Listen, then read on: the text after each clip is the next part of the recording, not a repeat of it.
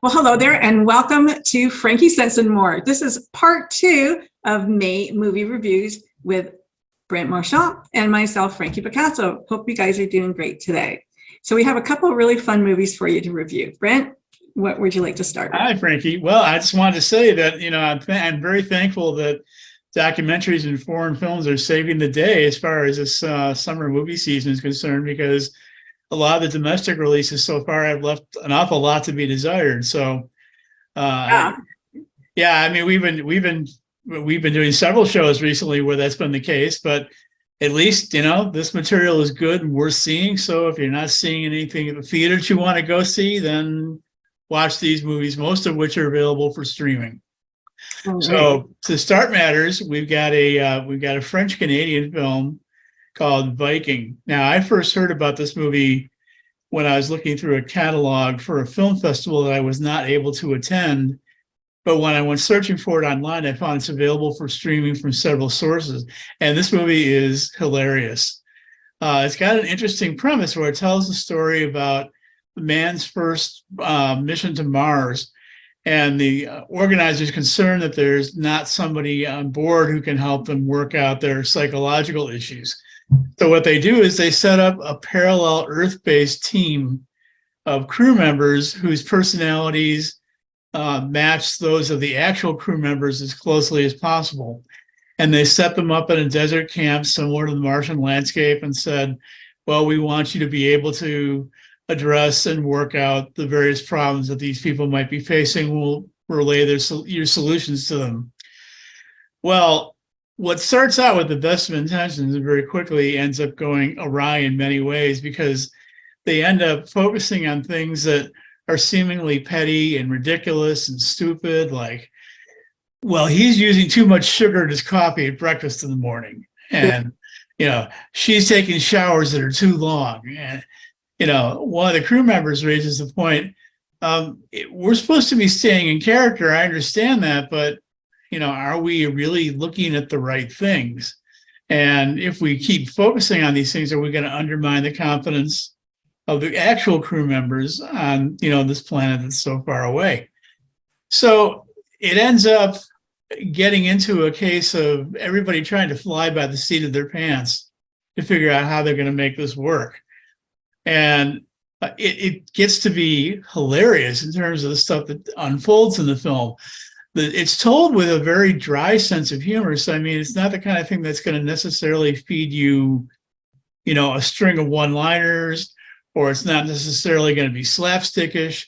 But when you think about the situations that are being presented to you, they're hilarious, absolutely hilarious.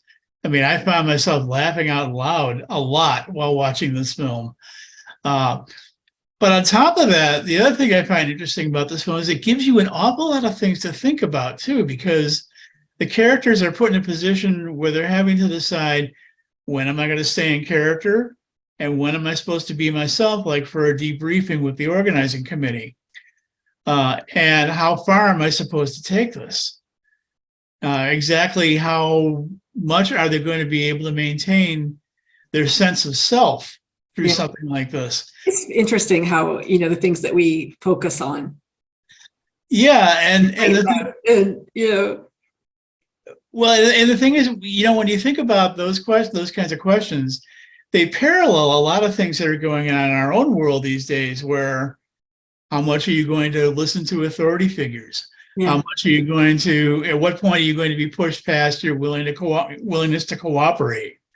I mean, when you're being told things like, well, after this time, you're not going to be able to use this kind of stove or drive this kind of car. And we certainly saw lots of mandates like that during the COVID pandemic. Yes, we did. So, I mean, then you begin to see that even though you're laughing at these things, they're maybe not as funny as you would think they would be. And that's why they're funny. I mean, the best comedians use real life, don't they?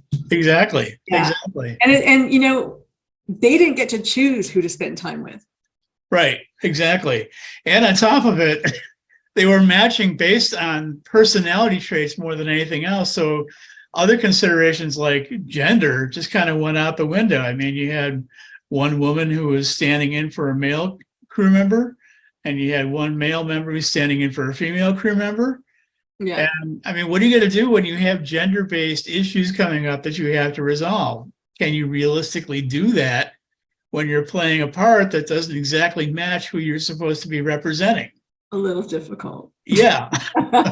Just, And of course, they end up facing situations that their Martian counterparts don't come up with at all. There's one point where a couple of the crew members decide they're going to take an ATV out for a spin around the surrounding desert. It gets stuck in the sand. They're theoretically on their own, but before you know it, they have a couple of cowboys on horseback riding up saying, "Hey, can we yeah, help you?" yeah, that's not going to happen on Mars. So, I mean, this is a really funny and thoughtful movie in so many ways. I was really very pleasantly surprised to find out that this captured a whopping 10 Canadian Screen Film Award Oh, nominations, wow. Awesome. taking home the award for Best Cinematography, which is gorgeous with the filming of the desert. I recommend this one an awful lot. I think you'll really find it. It's sort of a sleeper. It's very funny. Gives you a lot to think about in the process. Yeah, you can get it on Apple. You can rent it on Apple. I think it's like in Canada, it's like $4 and something, $6 max. So, Yeah, and in the US, I believe it's on Amazon Prime in this country. So yeah, I didn't see it on Prime here, but I did find it on Apple. it's a little surprising that it hasn't gotten more attention given the number of award nominations it picked up, given how well it's been received by critics. And take a good look at the picture. I'm gonna put the picture up again because when you put Viking in, there's a lot of Viking stuff, but there's not this Viking stuff. Yes. Yeah. And also that particular image, it's similar to one that appears in the film. It's reminiscent of some shots that took place in 2001: A Space Odyssey. There's a lot of homages to other sci-fi movies in this picture too. So anybody who's a big fan of sci-fi, I think, will really enjoy seeing how they've picked up on that and incorporated it into the film. Like I say, I really like this one a lot. I give it 4.5 out of 5 stars. Awesome. All right. Let's go on. We're going to Everything Went Fine. Yes. Now, this is a film that played in theaters very briefly, but it's available online. This is a French film that tells fact-based French film that addresses the issue of assisted suicide, which is a very controversial topic. Yeah. Basically, the old man you see in the picture there is he's in his mid-80s. He suffered a stroke. He's somebody who's been very accustomed to always getting his way throughout life. Not always kind to other people, such as his daughter. That's the other person in the picture. He's decided that even though there is the possibility of recovering from his condition, he wants out. And he approaches her to say, "I want you to help me do this." Now, given the fact that they've had a long, tense relationship all throughout the years, as seen through a number of flashbacks, she's not so sure how willing she is to go along with this. She wants to comply with his final wishes because she loves him despite the treatment she's got. But at the same time, she's thinking, can I really do this? Can I really? It's a really hard thing to do is for you. You know what? It's almost harder to do it for somebody in your family than it is for a stranger. Exactly. Yeah. Especially a father, a girl, like a daughter to a father is a very special relationship. I had a really hard time with this one. I go, I don't know if I can, like my dad died last year. Like it was very hard for me to want to watch this. It was just too close to home. Well, not that he asked me to kill him. the thing I liked about this film, though, is the fact that it portrays this in a very realistic sense. Yeah. It covers all the bases in terms of what somebody who's posed with this question has to face in terms of the legal requirements. Oh, yeah. And the logistics behind it, and the financial aspect, and the emotional issues. And I mean, let's face it, she's dealing with a lot because not only is he ill and wants to do himself in, but she's also dealing with a mother who's suffering from Parkinson's. And, it's almost like she's on the verge of potentially losing 2 parents at the same time.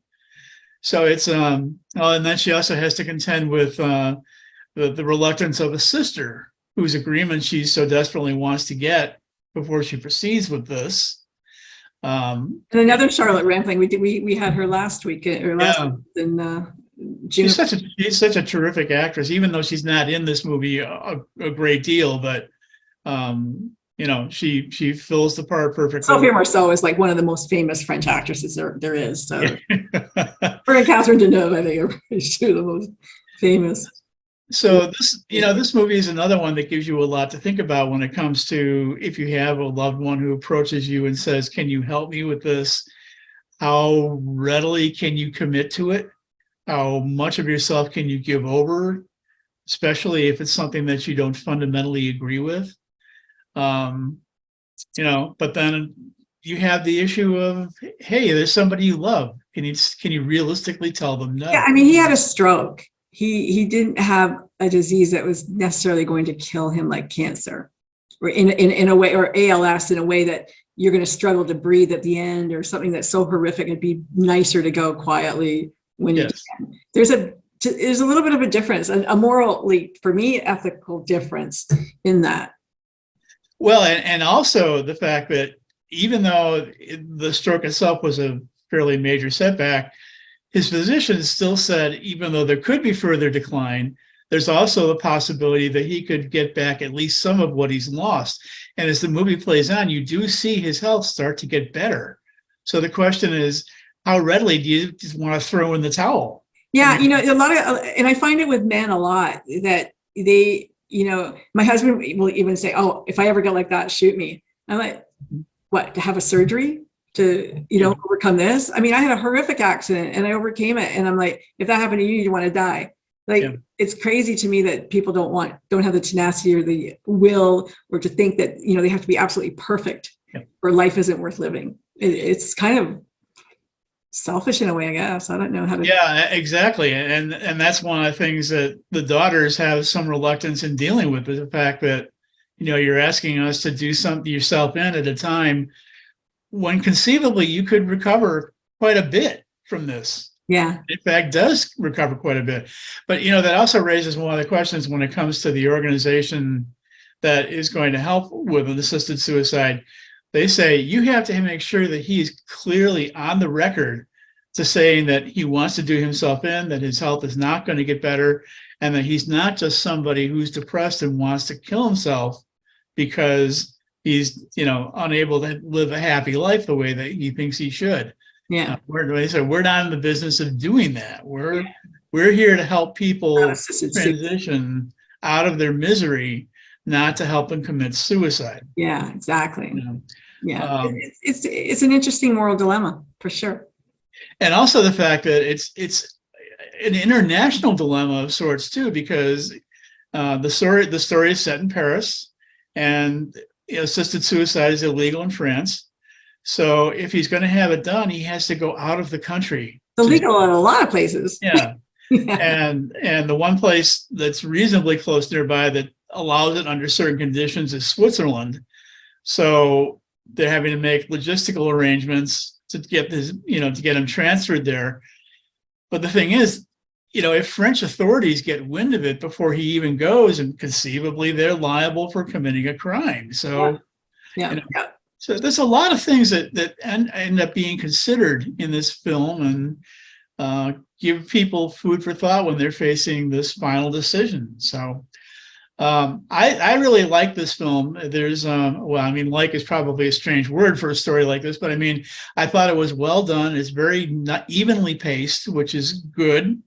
I like the fact that it so comprehensively covers so many angles of it. Yeah. It's well acted. There are a few things that I felt could have been done a little better. Some of the story threads are they kind of leave you hanging to dry in some ways. They don't always feel as fully fleshed out. For example, the daughter keeps saying that given her father's personality, he's somebody that you can never say no to, but you never really find out why. It's just sort of this is something you're gonna have to take my word for it. Well, I would have liked to have known a little more behind that, that kind of thing. But overall, I would say this is a worthwhile watch, especially for anybody who's, in a situation where they might face having to do this with a loved one. So give it a look. It's available for streaming online. and I give it 3.5 out of 5. All right. Good job. Let's move on. Let me share my screen. We're going to go to Slava, Ukraine. And Slava, Ukrainian. Now, this is a terrific documentary that shows what it's like to be on the ground in Ukraine firsthand in the battle against the Russians. The title itself, Slava Ukraini, translates into Glory to Ukraine, which has become kind of a battle cry among the citizens of the country as they take on the Russians.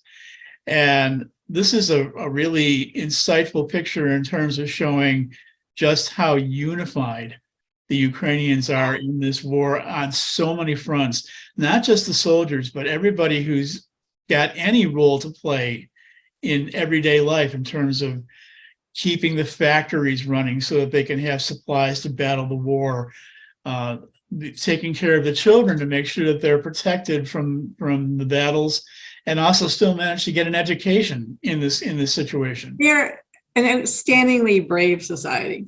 Yes, courageous. And it also brings to the forefront just how weak the Russian commitment is to it from the boots on the ground. Yeah.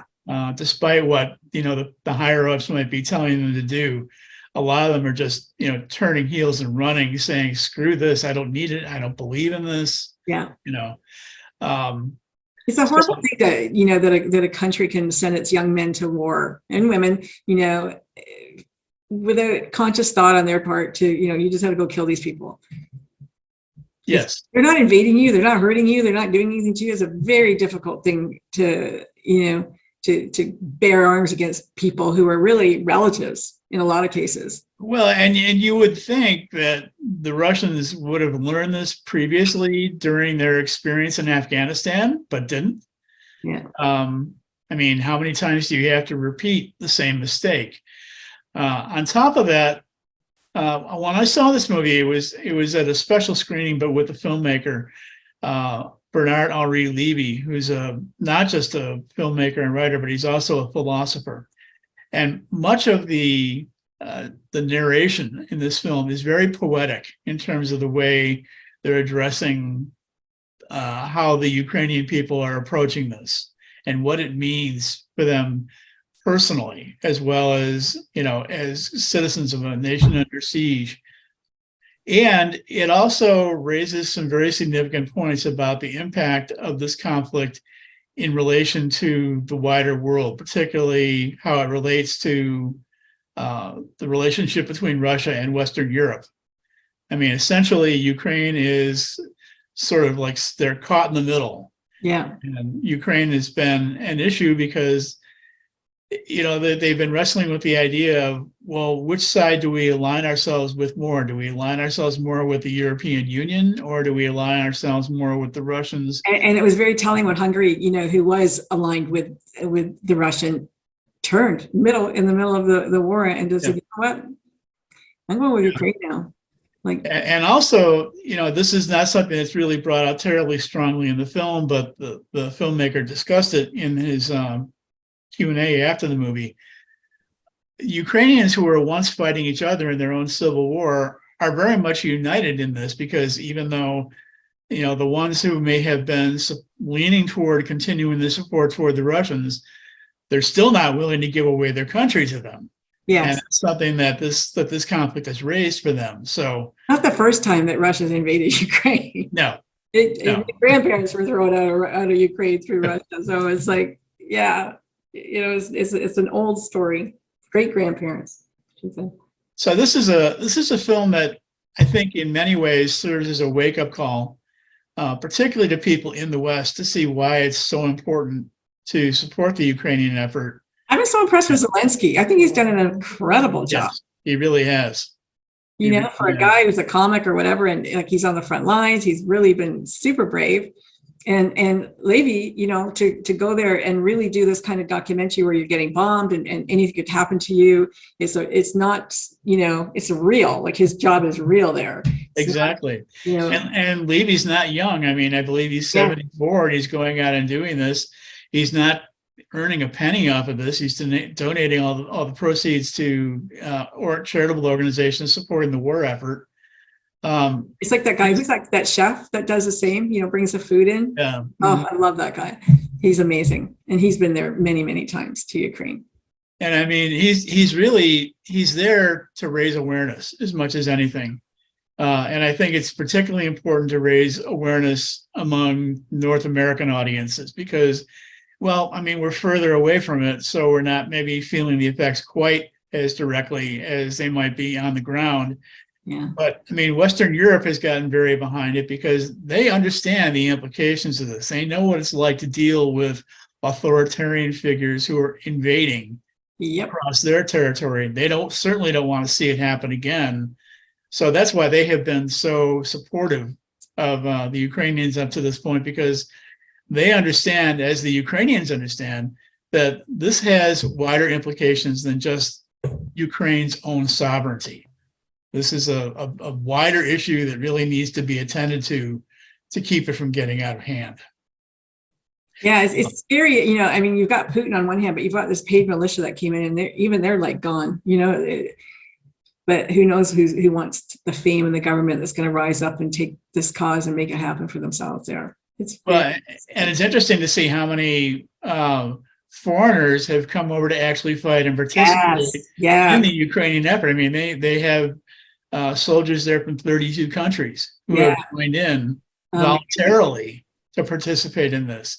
And a lot of them, it's because they just believe it's the right thing to do. And there's that one soldier who they interview in the film who's French, but he's there to fight because he's trying to find his wife and kids who are Ukrainian by birth. And, he goes on because he's got a very personal stake in this. Yeah. So that's the other thing I like about this film is the fact that it brings the war home to a personal level. Yeah. It shows you what the individual citizens are going through. And not only was, to me, this war has always kind of felt more personal than other wars that go on. And it's a David and Goliath, really story in a way. And it's always kind of felt a little bit more close to home than I don't know. There's wars going on every day in many, many countries, but you don't hear or feel it the same way for some reason. I don't know. There's just something about it. Well, and you see that in the reactions of the people who are in towns that have been liberated. I mean, they're certainly thankful, that their towns have been liberated, so much so that they can barely contain themselves in terms of, their joy, in terms of their reactions with just crying their eyes out over the fact that I can't believe we finally been. Yeah, it reminds me of that after World War II, when the Americans came in and in the Netherlands and in different cities, how the people were just so excited and happy. And so this is a film that it means a lot to people here in Chicago, where I live, because Chicago has one of the largest Ukrainian communities in North America. And when I saw it in the theater for this special screening, I mean, it was sold out. I mean, every seat was gone. And just to see the reaction of the audience members to the work that this filmmaker has done to bring attention and awareness to this, it was quite moving. It really was. I mean, so I think this is designed to be kind of a wake-up call to a lot of people to say, listen, you have to stay behind these people. You have to stay vigilant with them, because there's so much more at stake than has maybe been reported in the mainstream press up to this point. I don't want to talk about those people with the capital R who are trying to stop any kind of aid to Ukraine in the United States. Yeah. Exactly. Yeah. Yeah, and one thing I should also make viewers aware of is the fact that you can't necessarily go by the ratings that are appearing on the movie rating sites, because apparently there has been a tremendous bot bombing effort conducted by the Russians to downplay it and lower its rating to discourage people from going to see it. I mean, on IMDb.com, I believe it was rated something like 3.8 or something like that out of 10. Yeah. And it's a far better film than that. So don't necessarily believe everything you read on the internet in this case. And in any case, go watch it for yourself and decide. I say. Exactly. Or listen, I'm often, I see these ratings, they go, yeah, but they don't have the same sense of humor as me, or they don't have this like me, or whatever, right? I'm going to like it different. I don't want a film that's like every other film, or, Yep. some people just like cookie cutter Hollywood films. Exactly. One other thing that he brought up in the post discussion was the fact that even though the movie is only about an hour and a half long, he captured like 200 hours of film when he was in Ukraine. And I mean, I can hardly imagine what it must have been like to whittle it down to a manageable level. But he said the reason why he took it and the reason why he's keeping it is that he said when the time comes when there will be war crimes trials, and he's very positive about that. Yeah. He said this footage can be used as testimony. Wow. And he wanted to make sure that that's preserved so that it can be used for that purpose. So there's a wider function here again besides just making a film. Yeah. And his effort definitely shows that. So amazing people lately. So go see this one. It's playing in limited release in theaters, and it's available from several streaming sources. And I give it 4 out of 5. Nice. Okay, so next we have what's become a very popular documentary. It's available on Apple TV. Still, a Michael J. Fox movie, which is a really good documentary. Biography of the actor who was like sort of the 80s megastar on TV and in movies. And just as his career seemed to be peaking, he was diagnosed with Parkinson's disease. And he's been struggling with it ever since then. And it's interesting in the fact that he was in his late 20s when he was diagnosed, which is unusual for an illness that usually doesn't strike until old age. But he has managed to keep working all throughout this time. And even though he initially had some issues with trying to handle it, he later came to accept it and became an advocate for people who are suffering with the illness. And he has refused to shrink away from the public eye. He's continued to work. He's continued to write. And he's been... His sense of humor is still intact, which is really good to see. Yeah, I mean... really good to see. Yeah. And the fact that he's very candid about his circumstances now, even though he wasn't necessarily at the beginning. Well, it's hard when you're in your 20s to tell somebody, I got Parkinson's, man. That's awful. But yeah, his family's super supportive. His wife is still there. Like everybody's still on board. They treat him like normal. And, it's hard to see him when he's really got the shakes and when he's falling down. It's like really hard because he was this guy. He was really larger than life and just so much fun. And that's one of the reasons why he had so much trouble dealing with him, the fact that he rose to fame so quickly and was so much everywhere that when he was given the diagnosis, he was like, how can this be happening to me? I'm Michael J. Fox. I mean, come on, But, he has remained lucid throughout all this. He's been a very capable and articulate activist for the cause. He set up a foundation to raise money for research. And he overcame addiction, which is which was part of his part of the denial that he went through. But he's carried on. He's made sure that the cause does not get lost.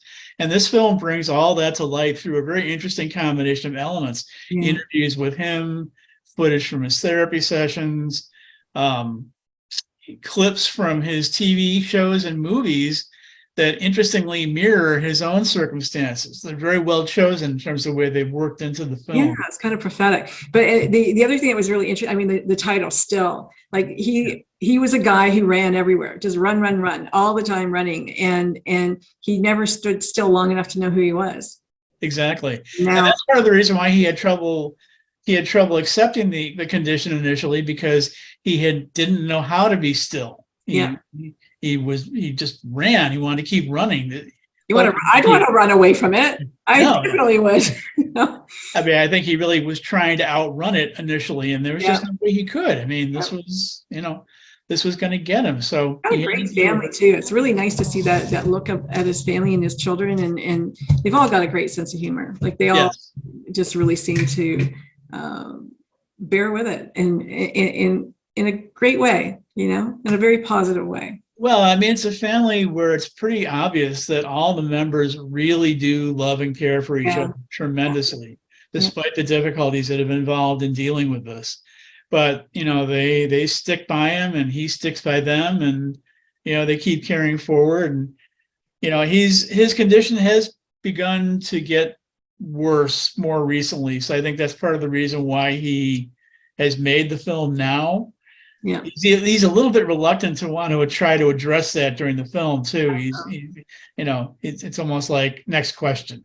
But he talked about his family and his kids, and how Tracy was really a single mother because he was so busy at work.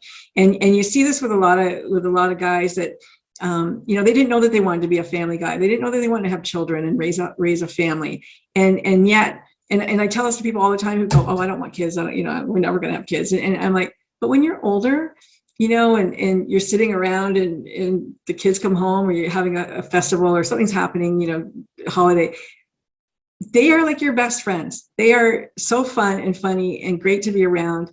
And I think he sees that now, the way that his kids have come around him. Yes. They're the future, right? And he sees, like, at least he has a legacy of a future that he's left behind, and they care for him so deeply. It gives him reason. I think it gives him reason. Well, and he missed out on, so much in his personal life when his career was taking off. Because I mean, look at just in the 80s. I mean, he was on Family Ties for 7 seasons. Yeah. And he was he made Back to the Future and its 2 sequels, plus a number of other films, Teen Wolf, The Secret of My Success, Bright Lights, Big City, Casualties of War. And he did this all in a span of just a few years. Yeah. I mean, when in particular, when he talks about the time when he was filming the original Back to the Future movie and doing his TV show simultaneously. I mean, I don't think I had that much energy when I was at the peak of my life either. Yeah. You have to be very, very special. Yeah. But I think that adrenaline keeps you going because it's so exciting, right? Doing everything, being who you are. Yeah. Well, especially since he struggled prior to that point, even though he's getting a lot of work, he wasn't getting paid a lot of money for it. So now that he finally had hit the big time, and that he had the backing of people like Steven Spielberg and Robert Zemeckis behind him. Yeah. I mean, that was quite a feather in his cap, especially for somebody as young as he was. And it was interesting that his dad, he was really young when he went to Hollywood, and that his dad, I love what his dad had said, if you're going to be a lumberjack, go where the trees are. Yes. Yeah, exactly. And he took him down to Hollywood. So that was pretty cool. And that was interesting too, because Dad wasn't always really supportive when he was younger in terms of, what he was doing with his life and how he was leading things. And, but then for him to turn around and say, well, I can see this is what you really want.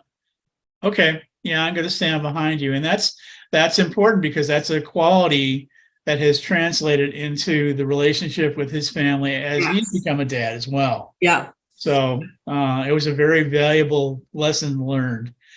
The only, if there's any issue I have with this film, is I thought the beginning of it was a little kind of hard to follow. It seemed like as though the film initially had a little trouble getting traction, getting going with the story. But once it gets on track with the story, then it's fine. And I mean, it becomes more compelling and more engaging the further you get into it. Oh, absolutely.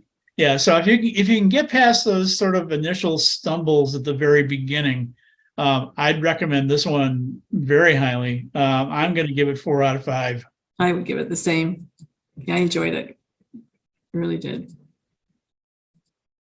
All right. And finally. Okay. So, and then for our last film today, this is one I want to thank you, Frankie, for recommending to me. This is a documentary called Moment of Contact. Well, let's my son recommended it to Well, then thank you to him. Yeah. This is a film that reconstructs a UFO incident that took place in Brazil back in the 90s, in terms of explaining all the events that took place, even though there were never any official acknowledgments that this indeed was what took place. In many ways, it was, as the tagline of the poster shows, it was the Roswell of Brazil. Totally. Yes. And the filmmaker here has done a superb job in terms of reconstructing the events that took place and drawing upon so many different sources in telling the story, all of which seem to corroborate one another quite well. Yeah. There's not a lot of, well, maybe this kind of happened here and this kind of happened there. No, everybody was on the same page with this. And it really tells a very compelling story of how this incident took place. Now, for those who are really well-versed in ufology, they might look at this and say, well, okay, I mean, how is this really any different? I know this stuff already. You know, I've watched, I've been studying it for years, and I watched. I was already taken by the Martians. Yeah, and I watched my share of X-Files episodes and so forth. But for anybody who is less familiar with the subject, this gives you a really well-designed, intelligent reconstruction of all of the various elements that took place here, and that is very similar to what happens in a lot of other incidents that maybe aren't as well known as this one is. So if you have the least bit of interest in the subject, I would say give this one a look.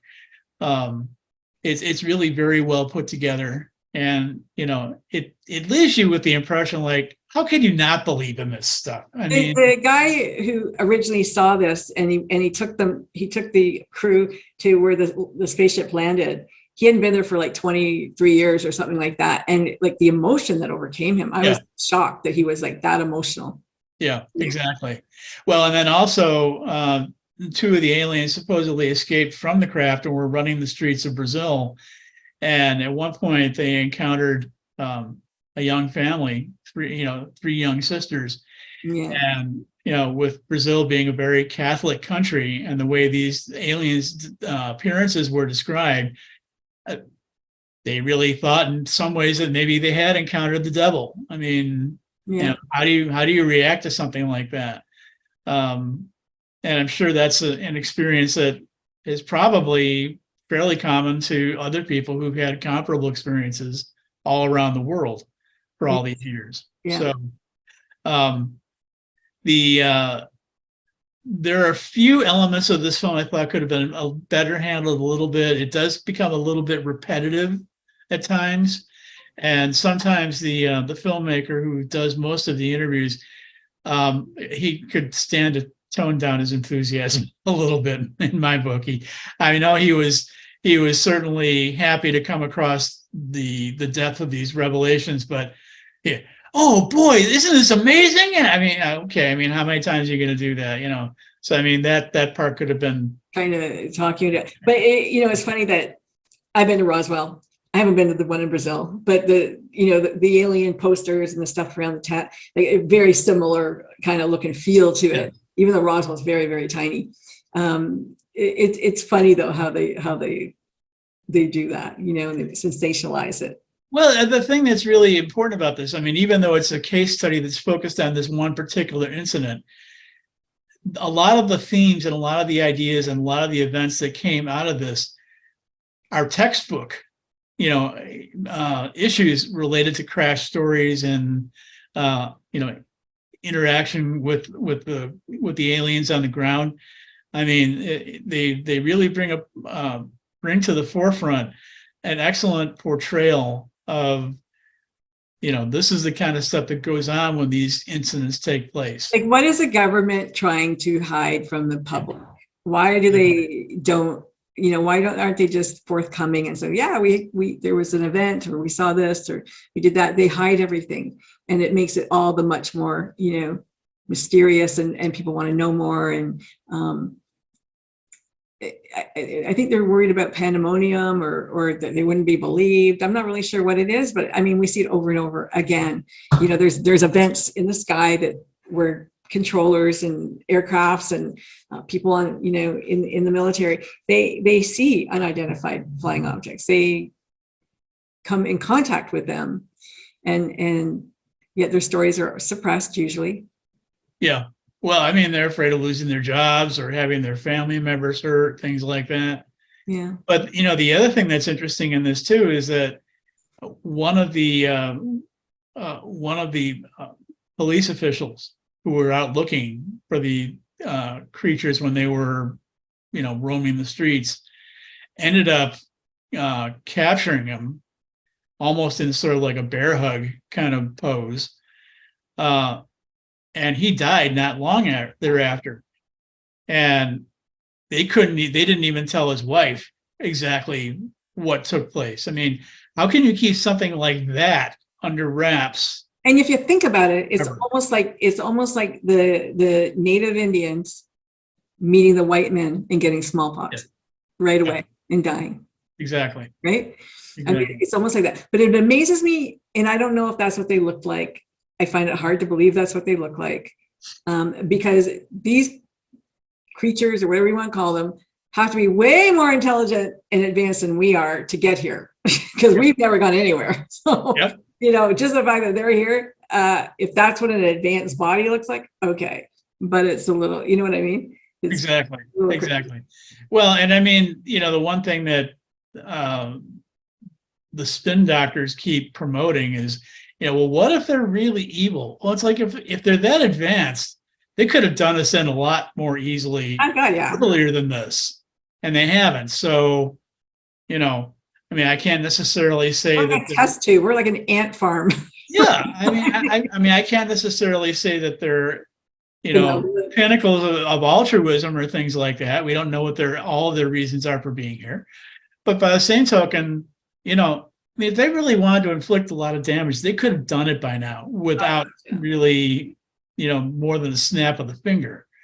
And I think it's time that we kind of get past this sort of almost Pollyanna attitude. The invasion of the aliens. I remember I was 12 years old, and I don't know if you remember this book. It was called Chariots of the Gods. Oh, yeah. This was my favorite book. I love this book. And, they talk about in the book how the Mayans and in their writings, they talk about, this bird in the sky comes down, and which could have been an aircraft, it could have been a helicopter, who knows.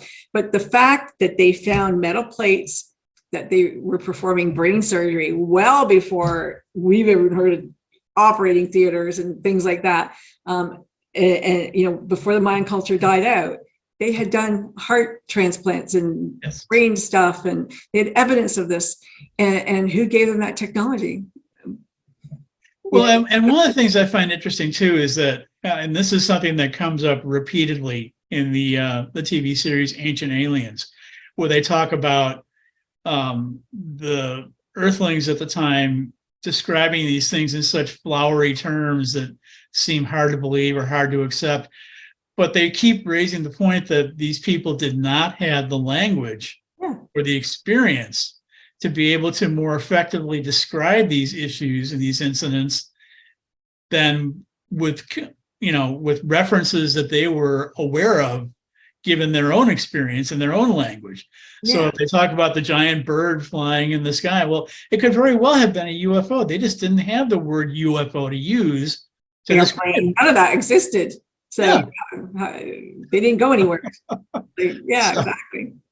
So, and those individuals seem to get along just fine with those people. So if they could do it, then why can't we? Yeah. And it's time to take the cover off. I have a problem with that, and just the whole dystopian view, like the world's just going to be like this Mad Max thing afterwards or something. Like, why can't it be better? Why can't it be nicer, more, why can't it be kinder? Why does it have to be just like this horrible mess? I don't, they seem to love this catastrophe or catastrophic kind of event. Well, and you can look at examples from science fiction, like the whole Star Trek franchise, to show that, yes, it's indeed possible for people who aren't the same to get along with one another. Yes. Why couldn't that happen here? Let's start with diversity. I mean, we seem to have enough trouble getting along with each other. I mean, so I mean, but we do really well with animals. So dogs are pretty good. So I think we could do it. It's often been said, the dog of the universe.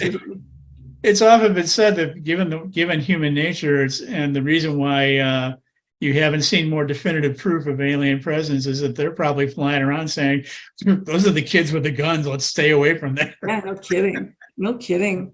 Yeah. So we can't be trusted. We can't be trusted. No. So for sci-fi fans and ufology interested people, give this one a look. I give it 3.5 out of 5. All right. Well, thank you, Brent, for that.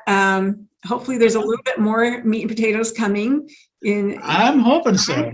Yeah. I mean, The documentaries are great. And you know what? I really love them. I really enjoy them. well, I love documentaries and I love foreign films and I love art house films. I don't necessarily picture them as being summertime fare. Yeah. Now that we're coming into summer, I would like to hope that we're going to get some things that are more appropriate for the season, but we'll see. Yeah. I am totally addicted to Korean TV right now. I can't stop watching it. I just love it. I love their themes. You know, they really believe, they love the supernatural. They love, the theme of gods or higher deities that look down on us and arrange things. And it's kind of interesting. Well, there is a Korean film that's coming out. Well, it's a U.S. Korean co-production. It's coming out toward the end of June called Past Lives. And it's getting very high ratings. Yeah. I'm really looking forward to seeing that one. So yeah, me too. Yeah.